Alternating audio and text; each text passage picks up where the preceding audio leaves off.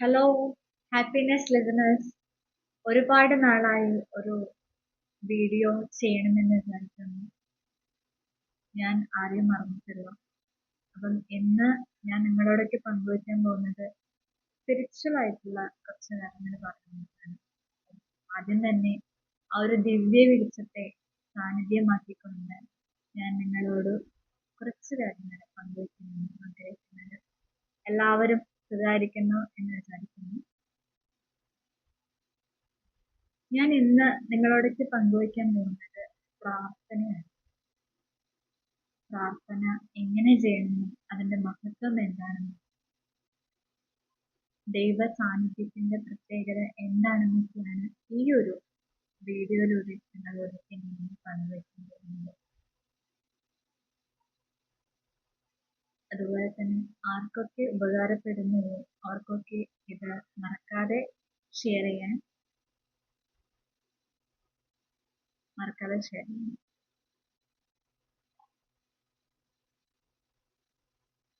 നാം എല്ലാവരും നിത്യേന പ്രാർത്ഥിക്കുന്നുണ്ട്. ചിലവർ പ്രാർത്ഥിക്കുന്നുണ്ടാകും, ചിലവർ പ്രാർത്ഥിക്കാൻ സമയമില്ലാന്നുള്ള എക്സ്ക്യൂസ് പറഞ്ഞു നിൽക്കുന്നത്. അപ്പം നമ്മൾ എങ്ങനെയാണ് ഒന്ന് പ്രാർത്ഥിക്കുക എന്നുള്ളതാണ് ഞാൻ ഇന്നിപ്പം നിങ്ങൾക്ക് പങ്കുവയ്ക്കാൻ പോകുന്നത്. നമുക്ക് വിളക്ക് കത്തിച്ചിട്ട് ഭഗവാനെ പ്രാർത്ഥിച്ചുകൊണ്ട് നമ്മൾ നാമം ജപിക്കുന്നതല്ല യഥാർത്ഥ പ്രാർത്ഥന എന്ന് പറയുന്നത്. നാം ഏത് മതവും എന്തായാലും നമ്മൾ ഒരേ പാറ്റേൺ രീതിയിലാണ് നമ്മൾ പ്രാർത്ഥിക്കേണ്ടത്.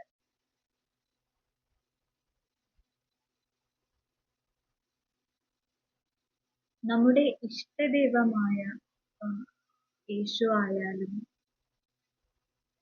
കൃഷ്ണ ഭഗവാനായാലും അള്ളാഹു ആയാലും നാം അവരെ മനസ്സിൽ ധ്യാനിച്ചുകൊണ്ട് അവരുടെ ആ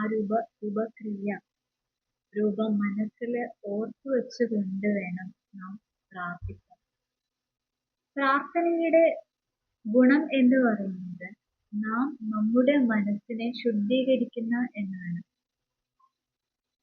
പലവർക്കും പ്രാർത്ഥനയുടെ അർത്ഥം അറിയണമെന്നില്ല. ഞാനിവിടെ ആരും കാറ്റഗറൈസ് ചെയ്യുന്നില്ല. പക്ഷേ ഭഗവാനെ നാം ആരാധിക്കുന്ന ആ ദിവ്യ വെളിച്ചം മനസ്സിൽ ധ്യാനിച്ചുകൊണ്ട് വേണം പ്രാർത്ഥിക്കാൻ. അങ്ങനെ പ്രാർത്ഥിക്കുകയാണെങ്കിൽ നമ്മുടെ മനസ്സിൽ കംപ്ലീറ്റ് ആയിട്ട് ശുദ്ധീകരിക്കുകയാണ്. നമ്മുടെ പേഴ്സണാലിറ്റി തന്നെ മാറുകയാണ്. നമുക്ക് ഭഗവാൻ നമ്മിലൂടെ പ്രവർത്തിക്കുകയാണ് ആ സമയത്ത് ചെയ്യുക. നമുക്ക് തന്നെ അത്ഭുതം തോന്നും, ഞാൻ എങ്ങനെയാണോ പൊതുവെ സംസാരിച്ചത്. നിങ്ങളുടെ പേഴ്സണാലിറ്റിയിൽ വളരെ കരുണയും നന്മയുമാർന്ന ഒരു നല്ലൊരു പേഴ്സണാലിറ്റിയിലാണ് നിങ്ങൾ പിന്നീട് നിങ്ങളെ സമീപിക്കുന്ന ആൾക്കാരോടായിട്ട് നിങ്ങൾ മിങ്കിൾ ചെയ്യുക അല്ലെങ്കിൽ സംസാരിക്കുക. അതാണ് അതിൻ്റെ ഒരു പ്രത്യേകത എന്ന് പറയുന്നത്.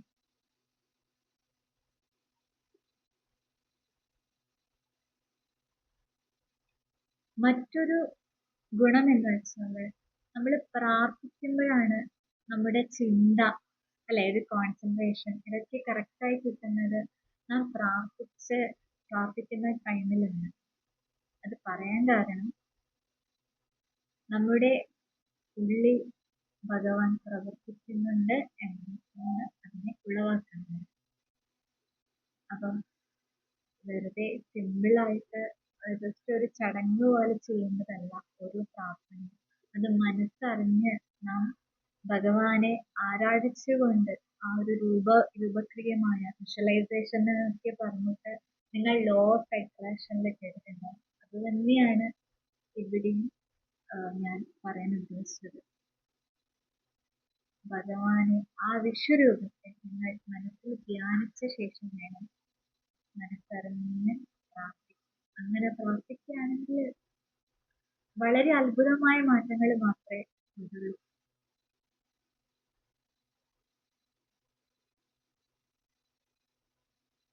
മറ്റൊരു കാര്യം എന്ന് വെച്ചാൽ ഒരിക്കലും ഹറിബറിയായി എന്ന് വെച്ചാൽ വളരെ തിടുക്കത്തോടെയല്ല ഒന്ന് പ്രാർത്ഥിക്കേണ്ടത്. പ്രാർത്ഥനയ്ക്ക് അതിൻ്റെതായ respect, ഒരു ബഹുമാനം.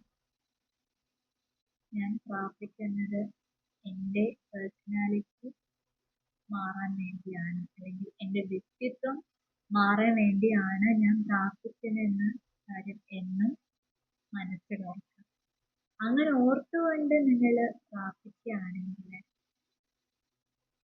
ഭഗവാന്റെ അംശം നിങ്ങളിൽ പ്രവർത്തിക്കുന്നതായിരിക്കും.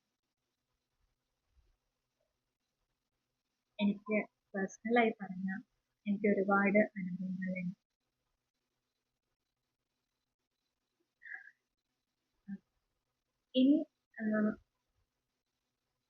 ഇനി എനിക്ക് നിങ്ങളോട് പങ്കുവയ്ക്കാനുള്ളത്, നാം ഓരോ പ്രാർത്ഥന ചൊല്ലുമ്പോഴും അതിൻ്റെ ഉള്ളിൽ ഒരുപാട് അർത്ഥങ്ങളുണ്ട്. ആ അർത്ഥങ്ങൾ ഉൾക്കൊണ്ട് വേണം പ്രാർത്ഥിക്കാൻ. ഒരു ഉദാഹരണം എന്ന് വെച്ചാൽ, നാം ശിവഭഗവാന്റെ ഒരു നാമം ഉണ്ട്. അത് ഞാൻ പാടാൻ ആഗ്രഹിക്കുകയാണ്. അപ്പം അതിനുശേഷം ഞാൻ അതിൻ്റെ അർത്ഥം പറഞ്ഞു. നരനായി ജനിച്ചു ഭൂമിയിൽ നരകവാരിയിൽ നടുവിൽ ഞാൻ. നരകത്തിൽ നിന്നും കരകേറ്റിയിടേണം തിരുവച്ചൻ വാഴും ശിവശംഭോ. മരണകാലത്തെ ഭയത്തെ ചിന്തിച്ച മതിമറന്നു മനമെല്ലാം മനതാരിൽ വന്നു വിളയാടേണം തിരുവയ്ക്കും വാഴും ശിവശംഭോ. ശിവ ശിവയാവൊന്നും പറയവരൽ മഹമായ തന്റെ പ്രകൃതികൾ. മഹമായ നീതി കരുളേനാദാ തിരുവയ്ക്കും വാഴും ശിവശംഭോ. വലിയൊരു കാട്ടിലകപ്പെട്ടെന്നേഹം വഴിയും കാണാതെ ഉഴലുമ്പോൾ വഴിയിൽ നേർവഴി അരുളേനാദാ തിരുവയ്ക്കും വാഴും ശിവശംഭോ. എളുപ്പമായുള്ള വഴിയെ കാണുമ്പോൾ ഇടയ്ക്കിടെയാറ് പടിയുണ്ട്. പടിയാറും കടന്നവിടെ ചെല്ലുമ്പോൾ ശിവപാദം കാണാം ശിവശംഭോ. ശിവശംഭോ ശംഭോ ശിവശംഭോ ശംഭോ ശിവശംഭോ ശംഭോ ശിവശംഭോ. ശിവശംഭോ ശംഭോ ശിവശംഭോ ശംഭോ ശിവശംഭോ ശംഭോ ശിവശംഭോ.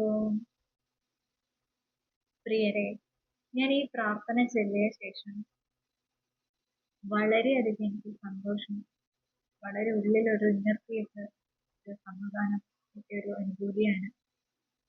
ഇനി അർത്ഥങ്ങളിലേക്ക് കിടക്കാണ്.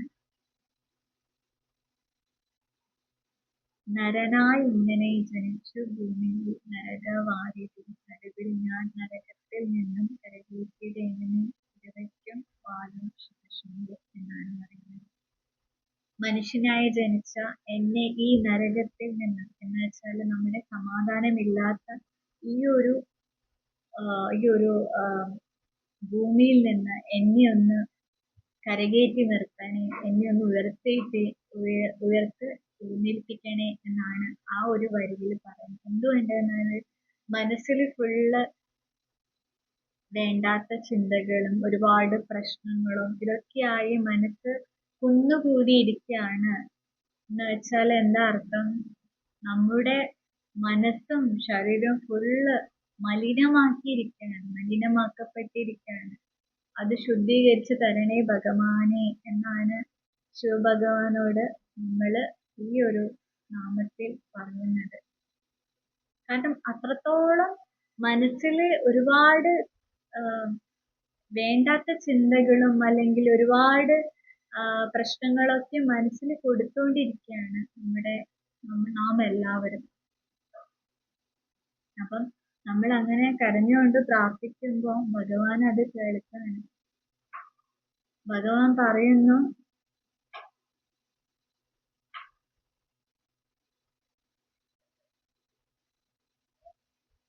എളുപ്പമായുള്ള വഴിയിൽ കാണുമ്പോൾ ഇടയ്ക്കിടെ 6 പടിയുണ്ട്. പടിയാറും കടന്നവിടെ ചെല്ലുമ്പോൾ ശിവപാദം കാണാം ശിവശംഭോ. എന്ന് വെച്ചാല് എന്റെ ശിവപാദം കാണണമെങ്കിൽ നിങ്ങൾക്ക് എളുപ്പമായുള്ള വഴിയല്ല പോകേണ്ടത്. വഴികള് ഈസിയായി തോന്നുമായിരിക്കും, പക്ഷെ ഈസിയായ വഴികള് നമ്മളെ നല്ല രീതിയിലല്ല നയിക്കുക. എവിടെ വളവും തിരിവുമുള്ള വഴിയിൽ മാത്രമേ നമുക്ക് ചലഞ്ചസിലൂടെ മാത്രമേ നമുക്ക് നല്ലൊരു ജീവിത പാഠത്തിലൂടെ നമുക്കൊരു ജീവിതം മനസ്സിലാക്കാൻ പറ്റും. അതാണ് ഈ ഒരു ശിവനാമത്തില് പറയുന്നത്. അപ്പൊ നാം എന്താ മനസ്സിലാക്കേണ്ടത്? 2 കാര്യങ്ങളാണ് ഞാനിപ്പോ നിങ്ങളോട് പറഞ്ഞത്.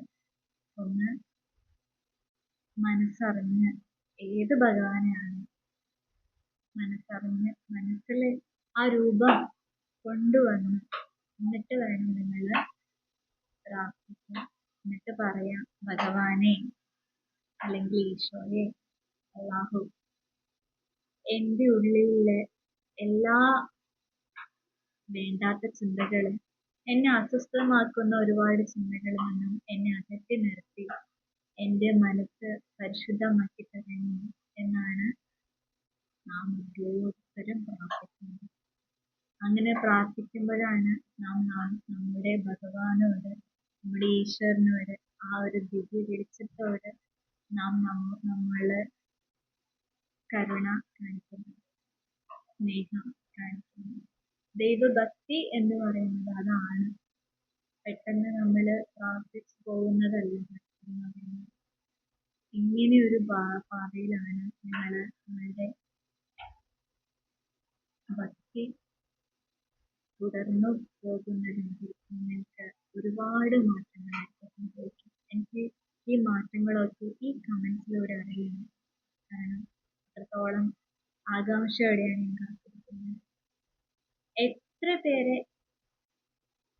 ഇത് ഇമ്പാക്ട് ചെയ്യുന്നു എന്നറിയില്ല. പക്ഷെ ഈ ഒരു പാത നിങ്ങൾ തുടരുകയാണെങ്കിൽ ദൈവ സാന്നിധ്യം നിങ്ങൾക്ക് തീർച്ചയായും അനുഭവിക്കാൻ സാധിക്കുന്നതാണ്.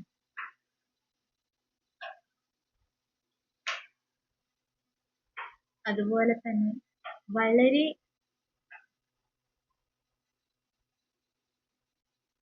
ഇമ്പോർട്ടൻ്റ് ആയ മറ്റൊരു ഘടകമാണ് ആളുകളെ സഹായിക്കുക എന്നുള്ളത്. നമ്മുടെ കയ്യിൽ പണമില്ല എന്നൊരു തോന്നല് ഒരിക്കലും വരാൻ പാടില്ല. കാരണം നാം ഒരാളെ സഹായിക്കുമ്പോൾ ഇത് ഈശ്വര സാന്നിധ്യത്തിന് തുല്യമാണ്. ഈശ്വരന് തുല്യമാണ് നാം നമ്മുടെ മനസ്സറിഞ്ഞ് ഒരാൾക്ക് സഹായം ചെയ്തു കൊടുക്കുന്നത്. അപ്പം എല്ലാവരും തന്നാൽ കഴിയുന്നത് അറിഞ്ഞ് കൊടുത്ത് സഹായിക്കും. ആ സഹായിക്കുമ്പോൾ അവരുടെ ബ്ലെസ്സിങ്സ് നിങ്ങളിലേക്ക് വരികയാണ്.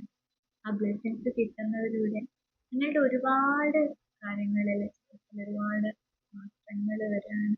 കാരണം നിങ്ങളൊരു ഈശ്വരന്റെ ഒരു പാതയാണ് നിങ്ങൾ അവിടെ സ്വീകരിച്ചത്. ഈശ്വരന്റെ പാത എന്താണ്?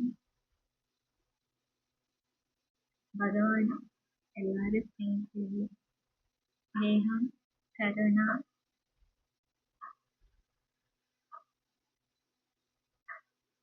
ഇതൊക്കെയാണ്. അതുപോലെ പീസ്, സമാധാനം. ഇതാണ് നാം നമ്മുടെ ഭഗവാൻ നമ്മളിൽ ഓരോരുത്തരും തരുന്നത്. ഇനിയെങ്കിലും നിങ്ങളുടെ കണ്ണെല്ലാം തുറപ്പിക്കൂ. യഥാർത്ഥ ഭക്തി നിങ്ങൾ അറിയൂ. ഇതേ രീതിയിൽ ഭക്തിയുടെ പാത തുടരൂ. ഈശ്വരന്റെ സാന്നിധ്യം അനുഭവിച്ചറിയൂ. ഇതുപോലെ സ്പിരിച്വൽ ലൈഫിലായത് അതുപോലെ തന്നെ വിസ്ഡം ടോക്ക്, ഫാമിലി റിലേറ്റഡ് ടോക്സിലൊക്കെയായിട്ട് ഞാൻ മുടങ്ങാതെ ഓരോ വീഡിയോസ് ചെയ്യുന്നതായിരിക്കും. എന്നെ ഇതുവരെ കേട്ട നിങ്ങൾ ഓരോരുത്തരോടും അകമറിഞ്ഞ നന്ദി. അതുപോലെ തന്നെ ആർക്കൊക്കെ ഈ വീഡിയോ ഉപകാരപ്പെടുന്നുവോ മറക്കാതെ ഷെയർ ചെയ്യണം. നന്ദി, നന്ദി, നന്ദി. Thank you all.